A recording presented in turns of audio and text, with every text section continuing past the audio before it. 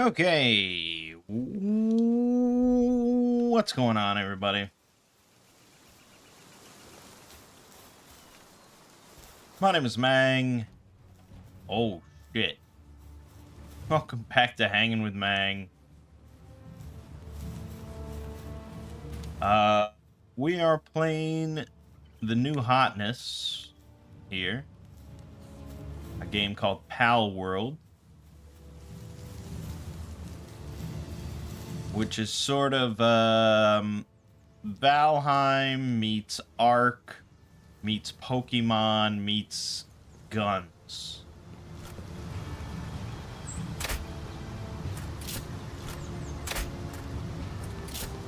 And yeah, so we played it last night on Two Brothers Play for a good while. Really almost no one came and watched the whole time, which was sort of strange because this was new game, very exciting, unlike, say, us just playing Factorio again. What? Hey, oh.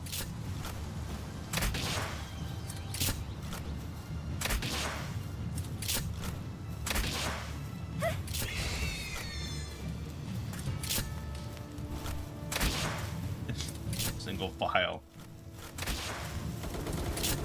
Nightwing, do something! Jesus!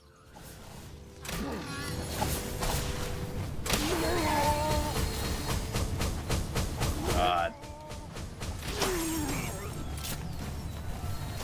Okay, Nightwing fucked them up. Pretty good. Nice.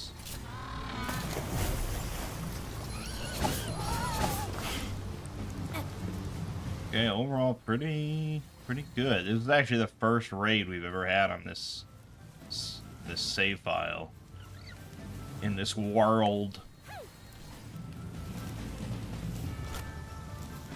I think we pretty much just won. Anyways, yeah, Pal World is pretty sweet so far from what we've played. If you like survival games whatsoever, I recommend giving it a look, like many other people already have.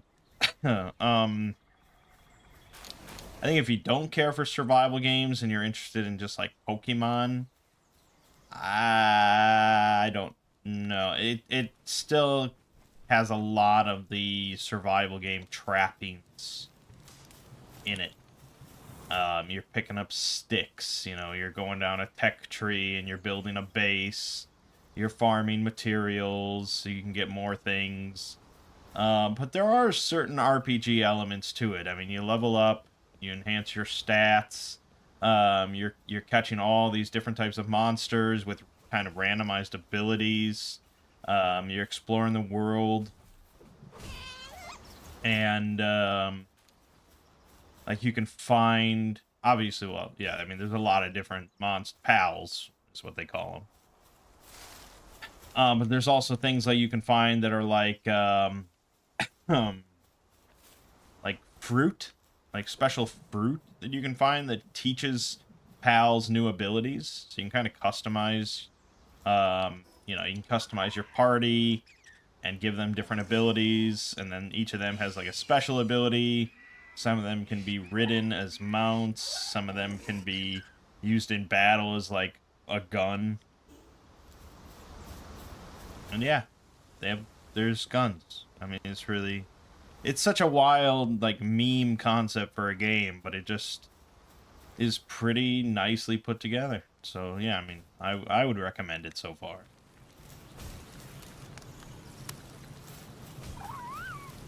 But I'm just gonna be roaming around and farming like leather, I think. That's what we're gonna be doing.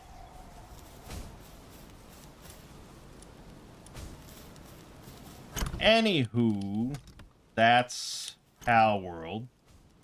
We got some Gigaspheres out of that and some shotgun shells.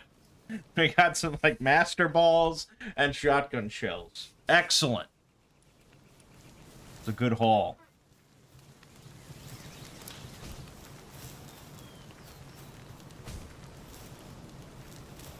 Anyways, what was I talking about?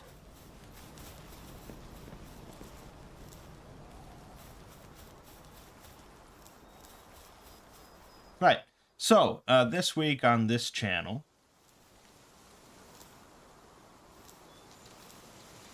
we have had Fire Emblem, which is, you know, ever nearing to... What the fuck was that? That shouldn't happen.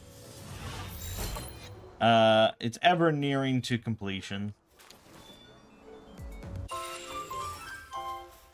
After that, I mean, of course, you will see some Fire Emblem content here and there.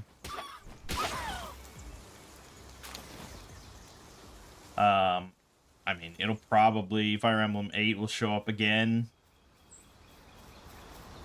in a randomizer. Because currently it's the only Fire Emblem game available in a randomizer.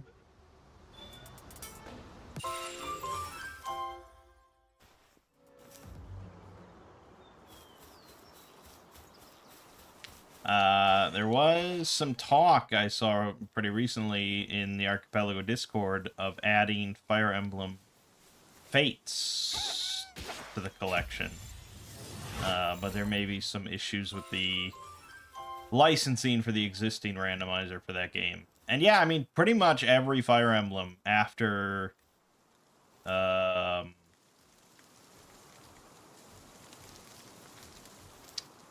Mystery of the Emblem.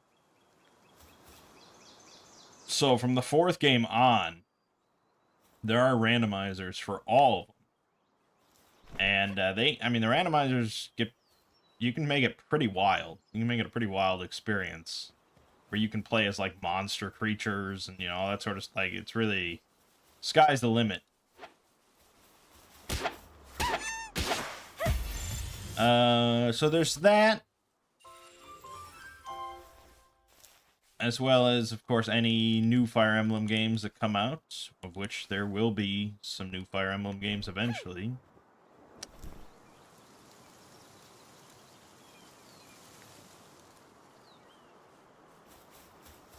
Those will be covered. Honestly, I mean, I don't know.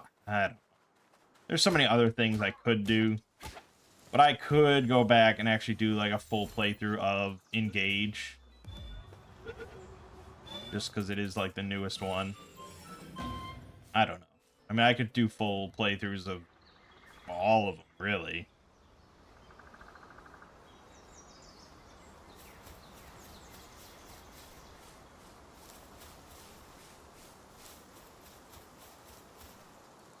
I don't know, we'll see.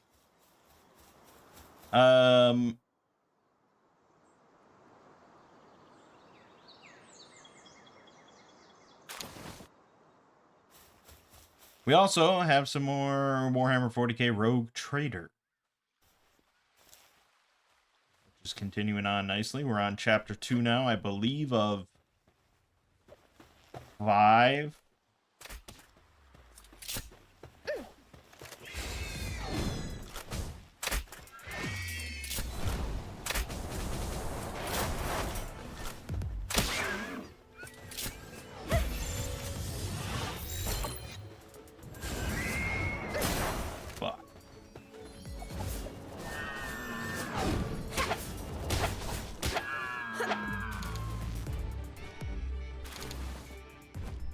And that will continue in the near future as well.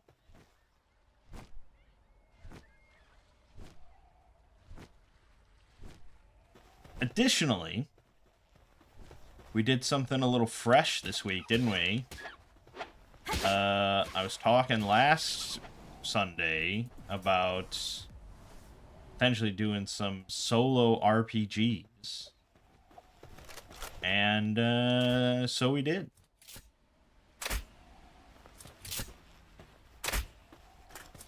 Questionable.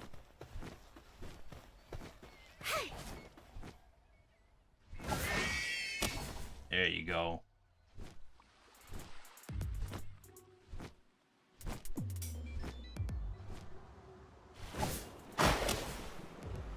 Killed them both. So solo RPGs. I did 2 streams this week. That's not going to be the norm or anything like that. I just, started on Tuesday, and then I kind of wanted to just do it right away again. Well, it was hot and fresh, and I think the regular day going forward might be Thursday. So we did it a second time, and I thought that stream went even better than the first one, because I was really starting to get into the groove of things. But so now I think we're going to just continue with it being on Thursdays for the near future. So, yeah, I mean, instead of having a regular group every week and I just kind of recount the experiences, now we can just stream solo every week.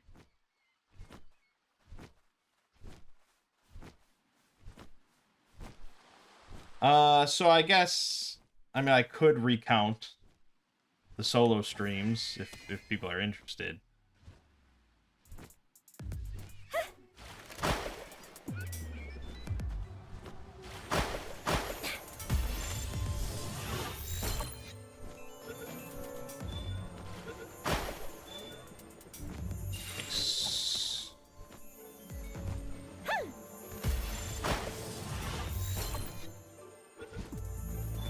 All right. Well, yeah. I mean, I'll just give a quick summary just to pique some people's interests if they want to check out the full streams. Yeah. So it's a solo RPG, which sounds quite nerdy. I'm aware.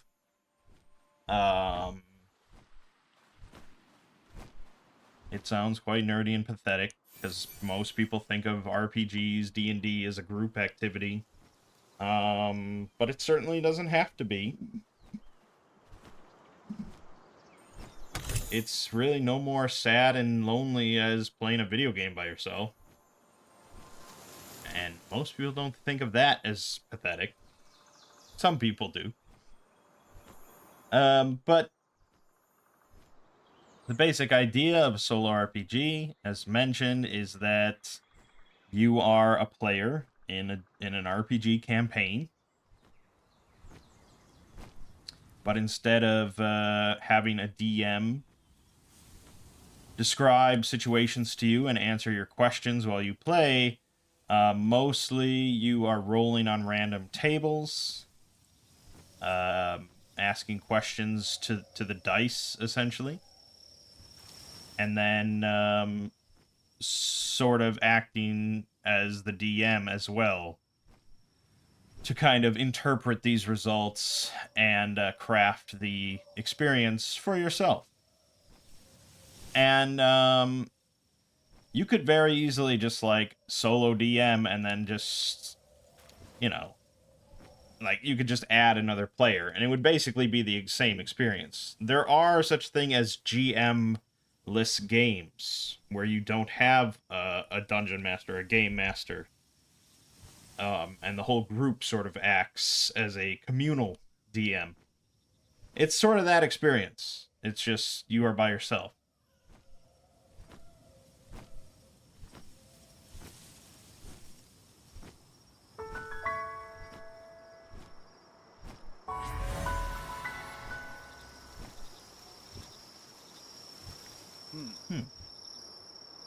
So the actually found like a village. This is new to me.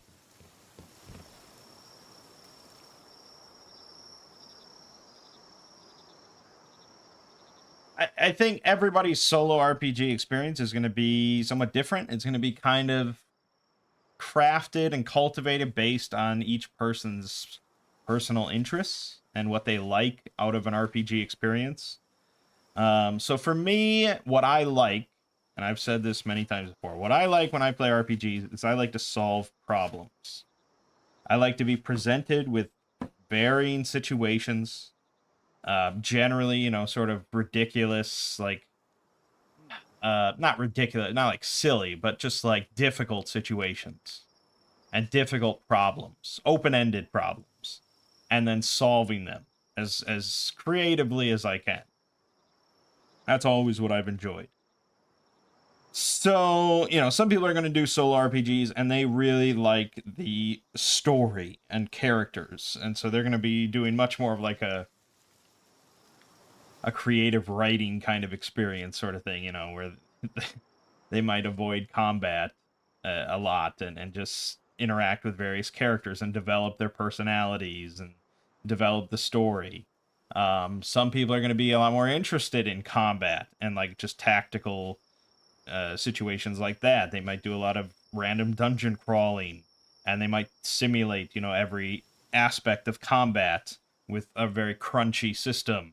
And they might have a lot of companions and hirelings, and they just field, you know, they're basically playing like Final Fantasy Tactics, pretty much. Things like that. Some people are going to be more interested in larger scope. You know, they're going to be like running a village or something like that. You know, they might be simulating all sorts of aspects of that, of management and development and things like that. I mean, I like that sort of stuff too. And solo RPGs, you can kind of do whatever the hell you want. It's up to you. No one's going to stop you.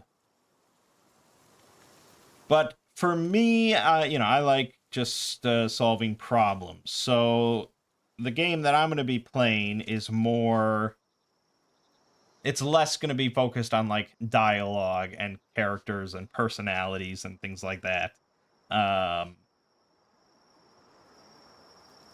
I'm sure some people when they play, they're gonna like roll on a bunch of different tables for like every NPC they come across to really kind of cultivate a unique character that can be interacted with.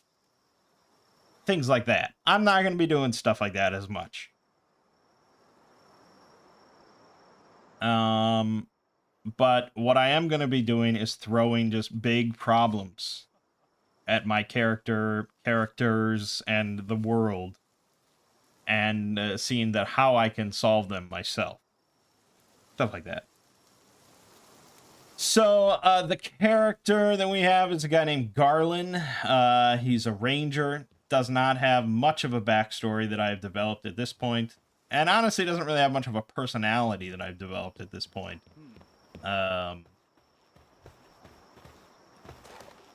Down the line, you know, like I said, this this solo campaign we're doing right now is kind of just my trial run. So down the line, we may do things a little bit more professional. We might actually have a character with a personality, things like that. But yeah, right now he's just kind of a vehicle in which I can test out solo RPGs and solve problems.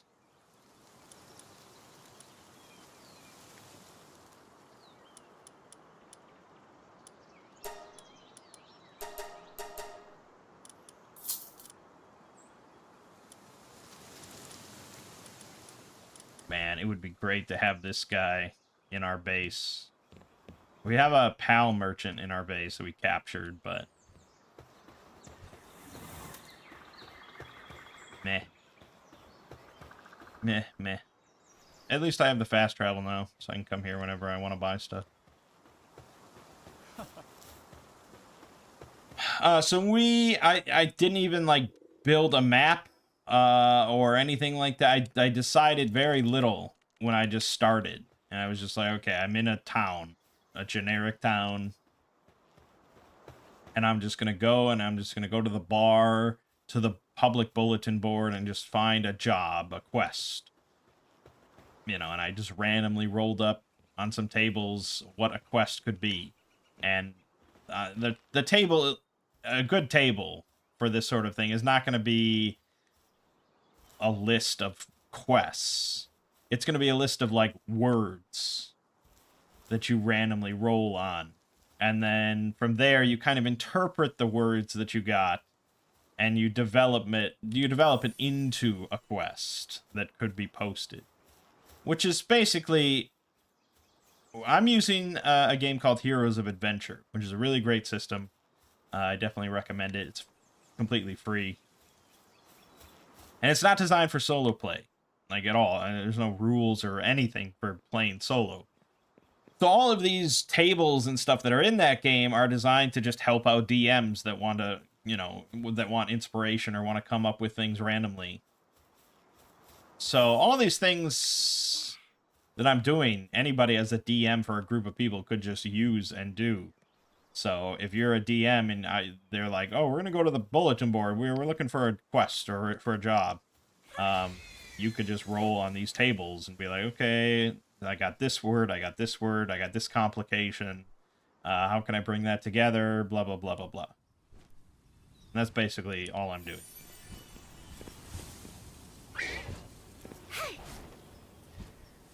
So if there's a complication or like a twist to this quest, I could know it ahead of time as the pseudo DM. Or partway through the quest, or like when I return from the quest, or something like, or when I am like at the climax of the quest. If I want there to be a twist, I suppose I could roll on a table to see what one could be, or I could roll to see, you know, whether or not there is one.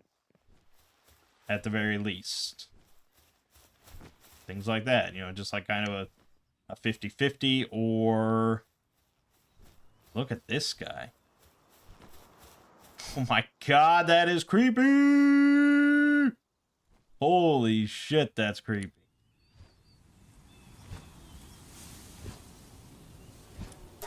Contraband. Damn, these are expensive. I mean, Chillet is a boss. I mean, maybe there's non-boss versions, but yeah. These are expensive. And Nightwing, why is this so expensive? You can just find this anywhere. What a creepy bastard. So the quest that I randomly rolled and randomly came up with was essentially, there's a nobleman in the town I'm in, and he wanted somebody to delay this merchant from arriving somewhere.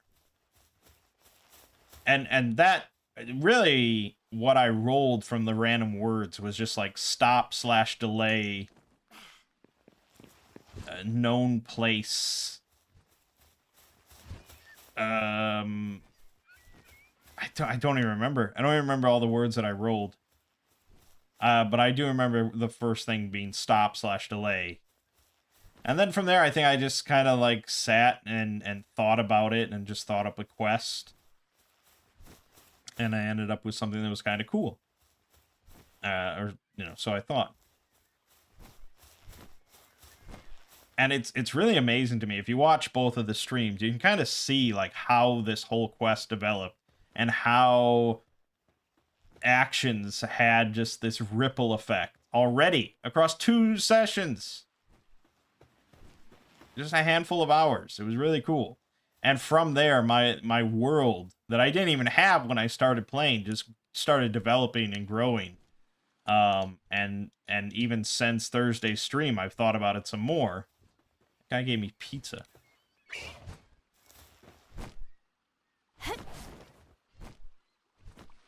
But yeah, so, you know, this guy wanted me to just delay a merchant, and I decided, you know, the merchant was going back to the capital across the sea, to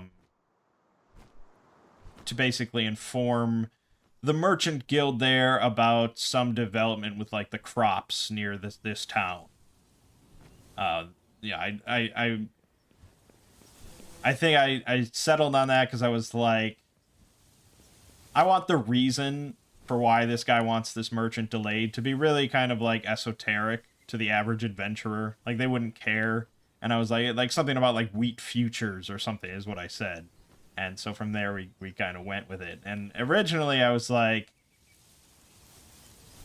wheat futures are going to be affected based on like, you know, a cicada, the spawning. Something like that. Which is not what it ended up being. But that was the idea at the time.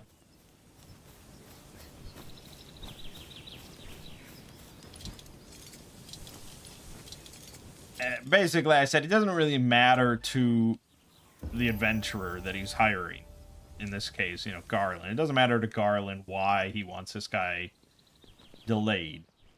He just does, and he's willing to pay for it. And I decided that he wouldn't really say it, but I think even to Garland, he could interpret it, that he doesn't really care if this guy dies or, something horrible happens. He doesn't care about the merchant as long as, in 5 days' time, that man is not in the capital.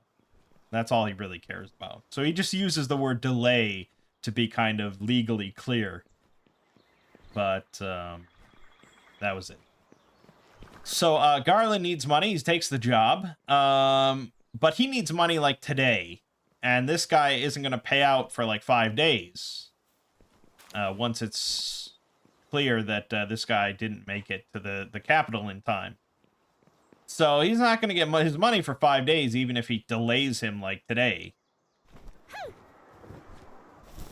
I mean, maybe if it was like, if he kills the guy, like if the guy dies, then maybe he could go to the guy and be like, hey, he's definitely delayed. There's no chance of him making it to the capital. But I decided, like many of my characters, I don't want Garland to be violent unnecessarily. I don't want him to kill or harm innocents or poison the guy or anything like that. I'm a goody two-shoes. Except, not really, because many of my plans will often involve innocent people getting hurt inadvertently.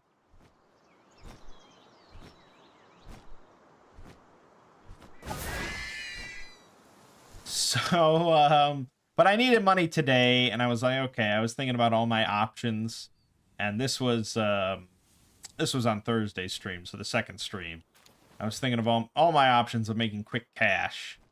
And so what I actually settled on was kind of wild. Something I've never done in like a group setting. But it works just fine for solo. And I was like, okay, how about we just go like hunt a wild animal, like a wild boar. And then we sell the meat, the carcass, to the local butcher for money.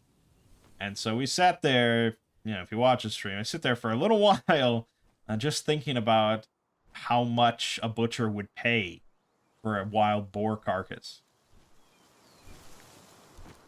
And I went through a lengthy process that could have been completely avoided had I just actually looked at the rule book a little closer. But it was okay enough money for me to kind of survive on if I get a boar or two. So I went out and I hunted a boar, and we did a bunch of rolls to kind of determine if I actually find like if I find wild game, or if I find some sort of monster or something else. And then if I do find wild game, what sort of animal do I find? How many of them are there? There were multiple rolls that I decided to do just to kind of keep things spicy. But in the end, I found one single solitary boar, which was pretty amazing. But then there was like a little complication there, a little hook, that there was another hunter that was hunting this same boar for its tusks. And so that situation was kind of fun to play out. And it ended non-violently and ended pretty amicably, which was nice, because he wanted the tusks and I wanted the meat. And I took the carcass back. And I took it to a butcher in town.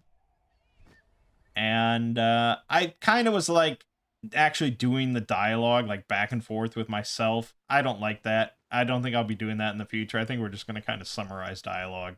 Which, at the table with a group, with a DM, I don't like to summarize dialogue too often. I like to actually play it out. But that's because I tend to be okay with having a dialogue with another person. Like, I don't stumble too much in my words, and I can just talk as if I was a character. But yeah, solo, it's a little strange, and I think we'll just summarize. But while we were talking,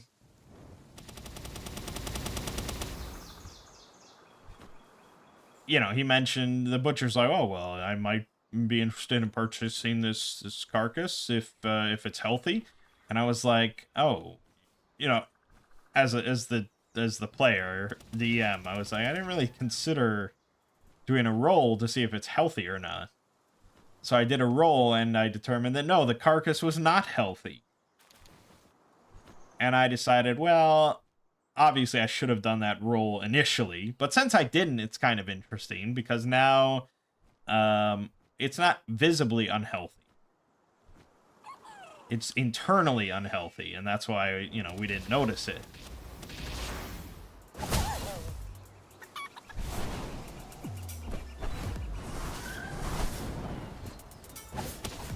And so this is where we really came in with the big spicy part of our story.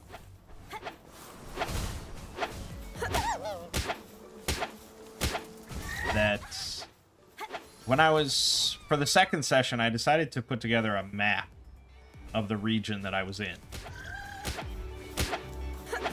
And I used the rules, from Heroes of Adventure to just randomly generate a map of the region. And one of the things that came up was, I don't remember how it came up. I don't remember how I decided on it, but I decided that there was a region, a small region, somewhat near the city I was in, that was filled with giant mushrooms. And I called this region the Spores. And at the time when I made it, I was like, yeah, this region's probably been here for, hundreds of years. And it's just like a known place. People know about the Spores. They don't really go in there. But it just exists. And, just one of those fantasy anomalies. And there was randomly an abandoned church in the middle of it, which was kind of curious. And I started to think of like Kaled, which has that church right near the start of it. I was like, okay, it's just this weird abandoned church in the middle of the Spores. And probably no one really remembers why.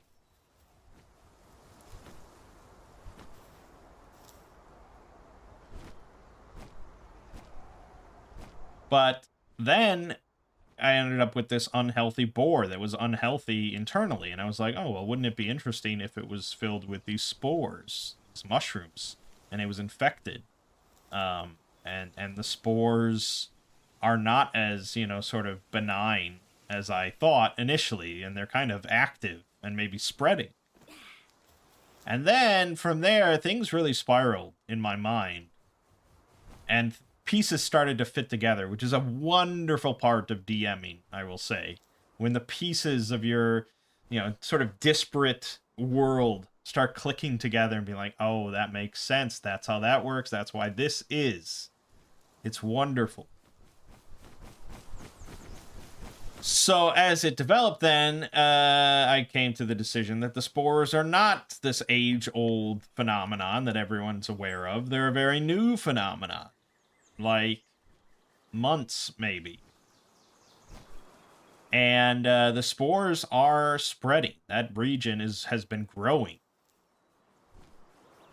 And that's what's affecting the crops. Not cicadas suddenly spawning or anything, but the spores are infecting the wheat and other crops. And I decided that this city that I'm in is actually a pretty major exporter of crops to other parts of this kingdom. It's a major port hub, and it's surrounded by, pretty, what's the word I'm looking for? Pretty bountiful soil. Plenty of good soil. So there's a lot of farmland, there's a lot of farming going on, they do a lot of exports.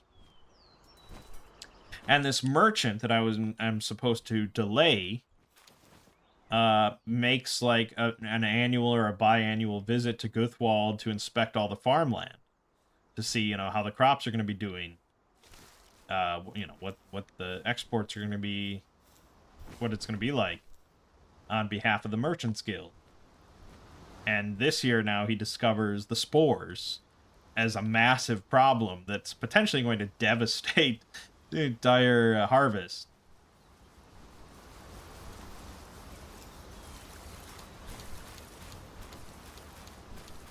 And now, we see that it's infecting animals, which is a great way to spread the spores. And the government of this city has been very as diligent as they can be in the last few weeks or so, trying to like burn back the mushrooms and the spores and try and keep it contained as much as they can and keep it away from the crops. But they're not doing a very good job because spores are troublesome.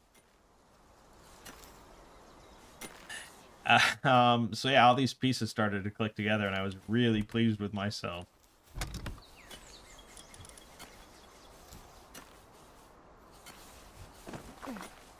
Yep.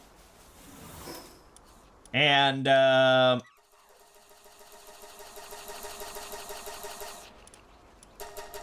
so anyways, I ended up selling the butcher some like infected meat, which he would quickly realize. But it wasn't like a criminal. I didn't know, and he didn't know, and perhaps he probably should have cut it open first to see. But there hasn't been any infected animals to this degree. And he's probably bought wild animals off of hunters for years and years and hasn't really had much problem. So he's not going to go through all the effort to slice it open just to inspect it. I don't know. I mean, a different DM probably would have went a very different way. But I decided to make it somewhat simple on myself. But he's not going to be buying any more wild animals, and probably no other butcher is going to be buying any more wild animals. Now that these are starting to come in and filled with infected meat and stuff, fungal growths on the interior, who knows what. And obviously this is not a normal fungal growth. These are not normal mushrooms. This is magical stuff. And while talking to that other hunter that I shared the corpse with, I was like, okay, I'm going to have him share a rumor that he's heard while they're just walking back and chatting. And he shared a rumor about some sort of magical artifact that was stolen from an ancient vault. And I wanted to link this to the spores somehow. So I decided some thief stole an artifact from an ancient vault. And it was some sort of gem. And this gem can apparently cause like magical fungal growths, like rapidly. And it was secure in this vault, but when he took it out, it somehow sort of activated. I was thinking maybe based on like body heat or something. It needed like a warm environment, and he had it next to his body in a bag or something like that. And so he started to become infected with fungus, which quickly overtook his entire body. And I decided that he and this I actually didn't decide during the session. I had since thought about it some more, and some more pieces started to click into place.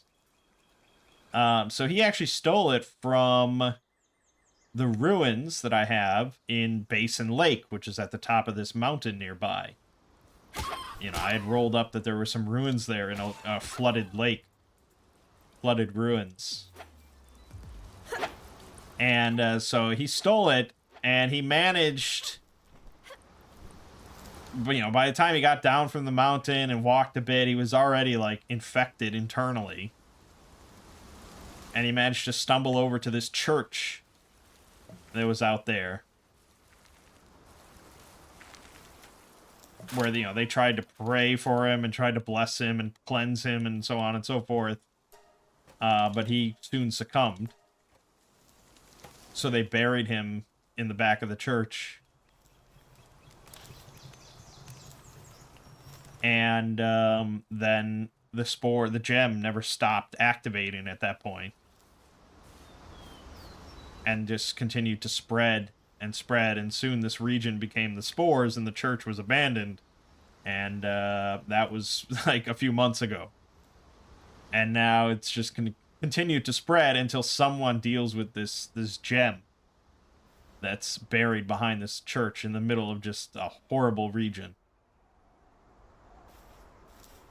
And now, it has all sorts of opportunities for, like, fungal animals and fungal monsters that are, like, driven mad. Because I went back later that day to get a second boar, and I did all the same rolls, and I ended up finding another single solitary boar, which was wild.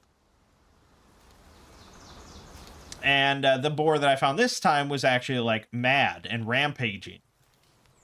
And I killed it, and I did another roll to see if it was healthy, and I got, like, the middle result, which is just that the situation changes. The question is no longer relevant. And I decided that, well, there was a good reason that it was mad and rampaging, and that's because it's just filled with spores. And as I go to approach it, it explodes. The side of its body just pops open and bursts. But before I did that, I had decided that what I wanted to do to delay this merchant was actually to have, like, a panic at the docks that, like, there's a panic over, like, spores being found somewhere on the docks, and they have to shut down the whole docks for a quarantine for, like, a day or a couple days till they clear it out. And I was like, oh, this is a very devious plan. I love it. It's just a fun way for me to solve this problem. And so I decided I was gonna, like, go into the spores and get some of the spores and get some of the mushroom, thing like that. And so I decided to kind of double dip on my investment and maybe get some assistance. And I went to an alchemist to see if they were interested in maybe purchasing some of these spores from me. And I did find an alchemist that was interested, and she, like, lent me some plague doctor's masks that you can breathe through for 10 minutes at a time, and, like, a airtight glass canister that I could carry the spores in.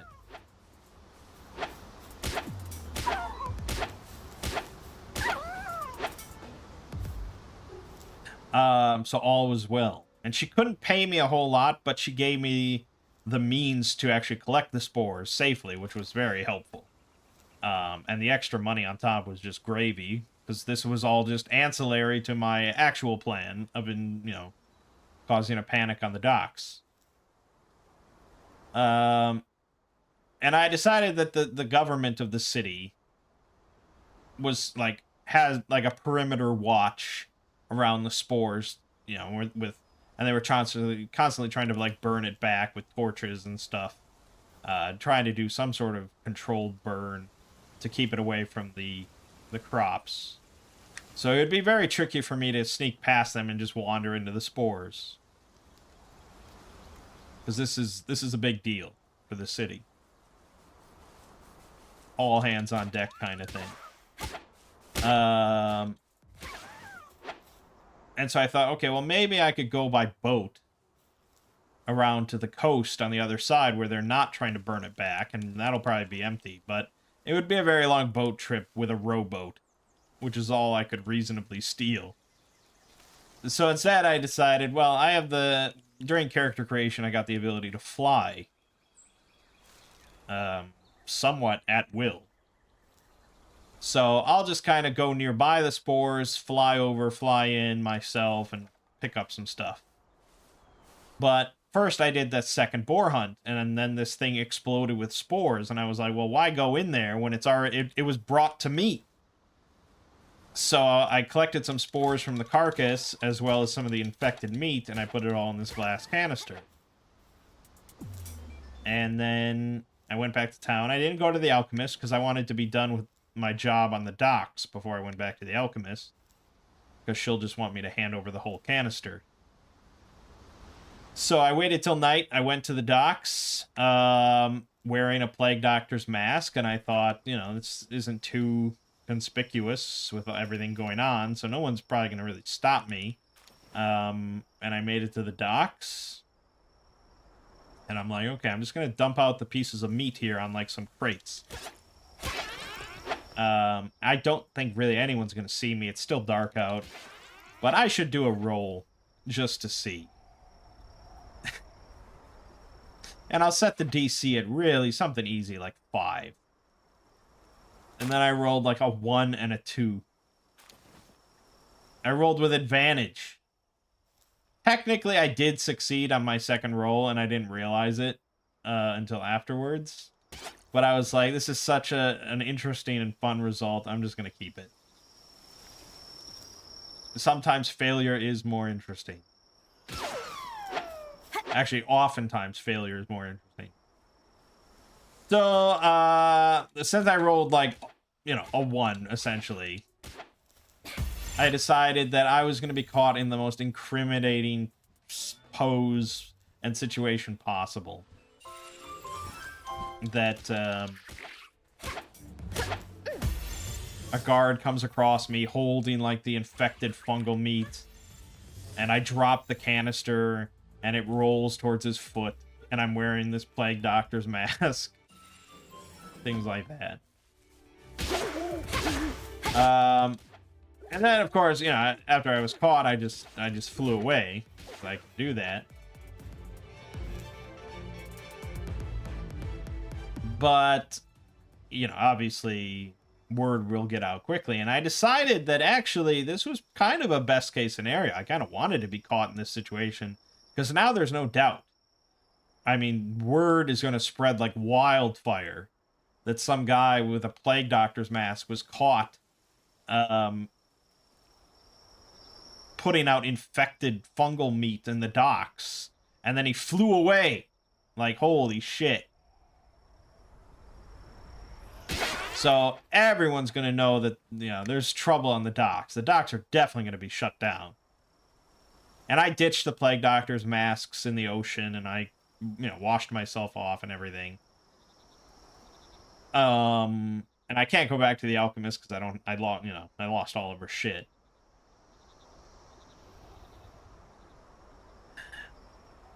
But it was kind of best case scenario. You know, I'm not implicated because I was wearing a mask. I flew away. I wasn't arrested, and the docks were definitely shut down. It's all great.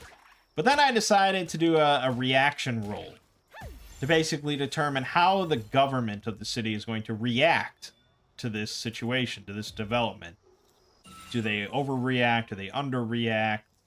You know, things like that. So I just did a random roll on a reaction table, and I ended up getting, like, the second worst result. So they very much overreact. And that's where we left off for the second session, but basically there's going to be, like, a citywide quarantine for a while. Like, a month or something, you know. While they just try and completely get this situation on the lockdown and just contain. Of course, they won't, because no one's going to go into the spores to retrieve this gem that's rumored to be there. But the fact that it was a rumor that I had heard through the grapevine means that probably other people have heard this rumor as well. Perhaps the priests or whatever that were at that church in the spores. Maybe, you know, they mentioned this gem or something. Who's to say how the rumor started? And they buried him with the gem because, you know, they're not grave robbers, they're not thieves, so they just buried it with him. And then, you know, maybe he was, in his mad ravings, he mentioned stealing into a vault somewhere up in the mountains, and he took the gem, or, you know, something like that. And 2 and 2 was put together. I don't know. Well, whatever the case, the rumor is out there. So maybe Garland will be able to go to the city and be like, hey, I think this is the cause of our problems. Somebody needs to go in there and get this gem and deal with it. Toss it into the ocean or something. So maybe he could get hired by the city to go on this quest that might solve their problems, or it might not. You know, we'll see how desperate they get. But yeah, as far as I'm concerned, as the DM of this campaign, that's really the only way that's going to solve this, is dealing with the gem, unless some sort of, I don't know. Yeah, I'm not sure what else would really fix it. And so this is where I started thinking, actually. Well, I did a lot of thinking, but one of the things I thought about was the fact that he took this from an ancient vault. And obviously, I'm an SCP fan, right? And the SCP Foundation, in the SCP universe, they take dangerous or otherwise anything that's anomalous, anything that's outside the realm of what's natural, and they contain it away from the public eye for their own safety. And I was started thinking, like, in a world where magic is fairly prevalent, there has to be dangerous magical objects and phenomena, right? I mean, how could there not be? There's mad wizards and things like that. I mean, that's always been a part of, like, D&D. They're going to be making some stuff that is just intrinsically dangerous to even exist.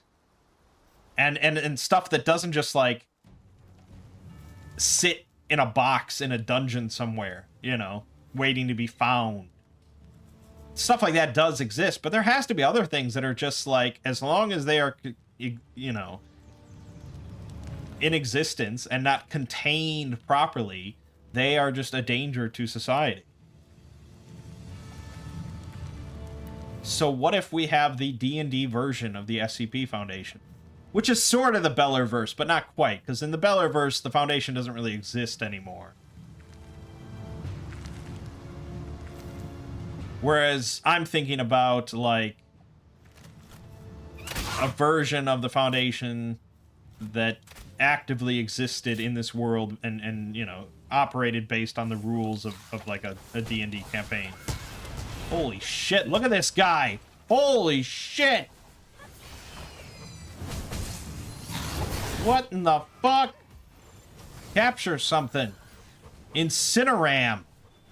I want the Incineram. No, don't kill the fuck. Well, I got a Lee's punk. Sorry, I really broke up the monotony of my RPG discussion.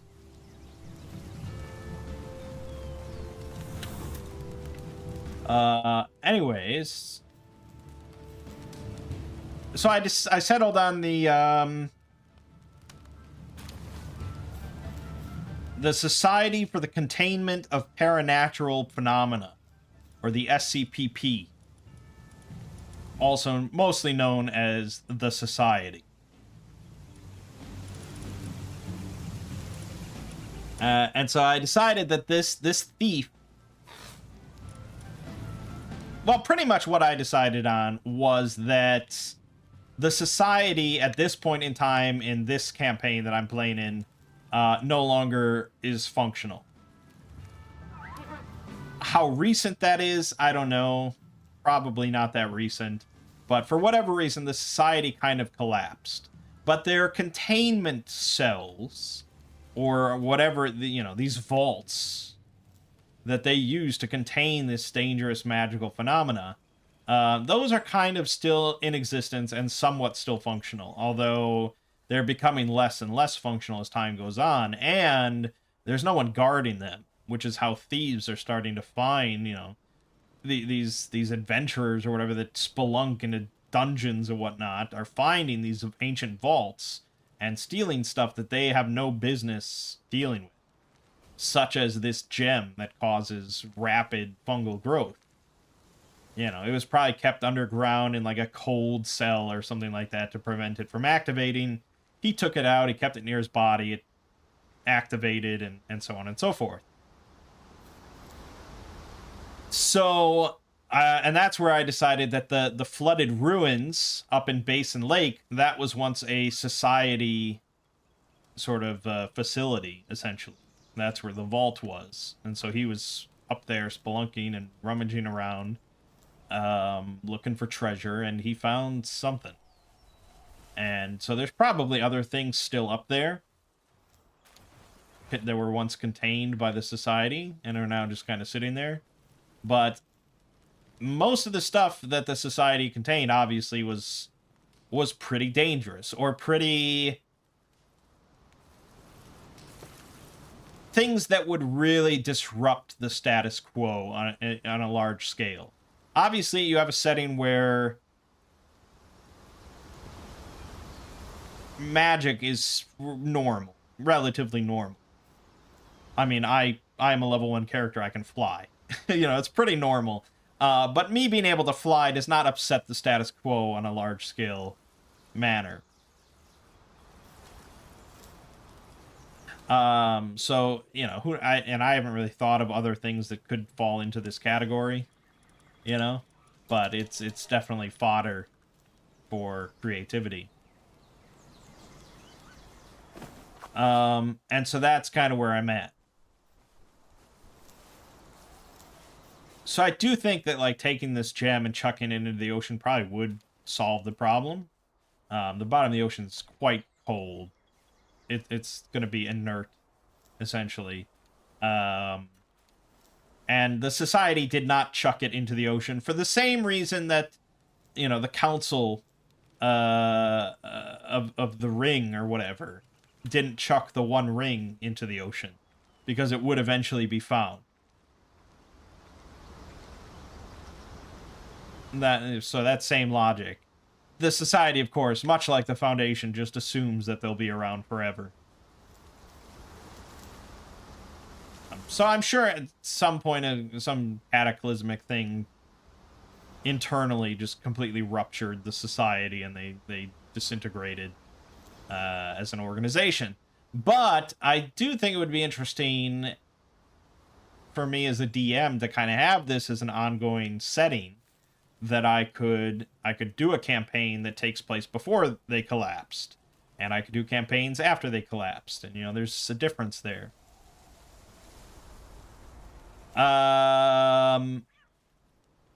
You know, I could do a campaign that takes place 1,000 years after this one, where a lot of these artifacts are now out there in the wild and have really disrupted things, you know, and really perhaps changed the landscape of the world. I mean, if this gem thing with the spores never gets recontained, probably this whole continent will just be covered in fungal growth.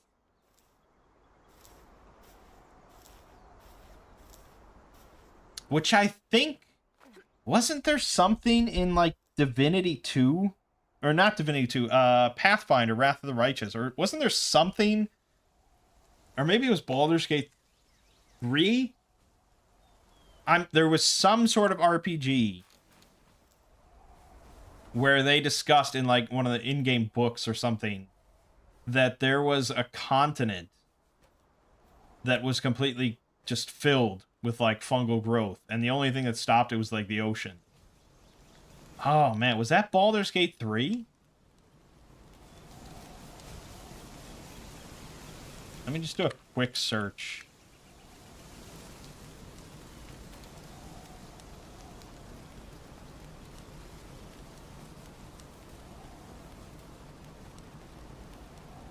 I don't even remember.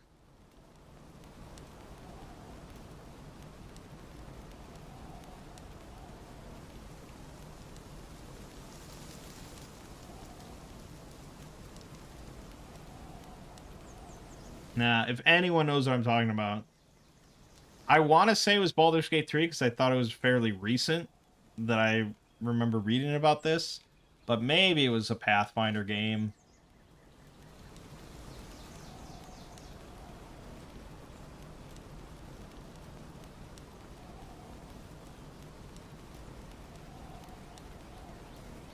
Damn, I don't remember. But I could have sworn there was some RPG I played, and that was, like, in a lore book, that there was just an uncontrollable fungal growth that took over an entire continent, and like no ships ever go there anymore or anything like that, you know, and just maybe it was an SCP. I don't know, man. But anyways, that's sort of where I'm at for that campaign. There's going to be a big quarantine of the whole city. Obviously, I can fly, so it's not a big deal for me to break quarantine. But, you know, obviously, this is a situation. So, but yeah, I really am enjoying solo RPGing. And if you're interested in hearing me just kind of ramble and develop this and see what happens, I recommend checking out the stream. That'll be on Thursday evenings. Look, we already are at an hour for this stream, because I'm talking about RPGs. On Friday, I also started DMing for my family, using Knave as the system, which is a pretty rules-light OSR game. I'm running them through a module called the Black Worm of Brandonsford. Brandonsford? Yeah. Black Worm of Brandonsford, which is a really great little module. I mean, if you're looking to just introduce someone to Dungeons and Dragons, like hot classic D&D high fantasy sort of concepts, this has a little town, this has a dungeon, this has a dragon, this has goblins, this has fairies, this has a giant, this has a witch. You know, it's got like all the classic stuff thrown in there. Leprechauns, wolves, dwarves, everything. So it's a very class, and so I ran it for them on Friday. We played for about 3 hours, and they all just loved it. They just can't stop talking about how good it was, and they can't wait for next Friday. So that's pretty good. And I don't know how long it's going to go on. I don't know what I'm going to do after Black Worm or Brandonsford. I kind of want to do Hot Springs Island as just kind of a sandbox thing. I don't know how much they would like just like most OSR modules that are just kind of dungeon crawls. Maybe they would prefer if I just improvised everything. And, you know, because if nothing else, solo RPGing is definitely making me much better at just improvising as I go and coming up with quests and dungeons and plot hooks and so on and so forth. So, I don't know. We'll see, but so far they're all really enjoying it. So that's all the RPG talk I'm going to fit in here. On Monday, I put out the latest Final Fantasy XIV video covering the patch quests. The views for that so far have been quite abysmal. Certainly the worst performing thing I've put out in years. Well, no, maybe since the last time I did Final Fantasy stuff. Final Fantasy XIV. But yeah, not too hot. The week before that, I put out the Rainbow Serpent combined video. So far, that has more views than the third part of Existential Abatement. So, go figure. But tomorrow, I'm going to be dropping the latest Murphy Law SCP, that whole combined video. So, that should do similarly okay. Then the following week will be the Tachyon Express combined video. And then the following Monday will be a Lovecraft video. And then I'll be back to work. But so far, I'm really enjoying my break. It's mostly been just kind of reading RPGs, running RPGs, discussing RPGs. But it's been fun.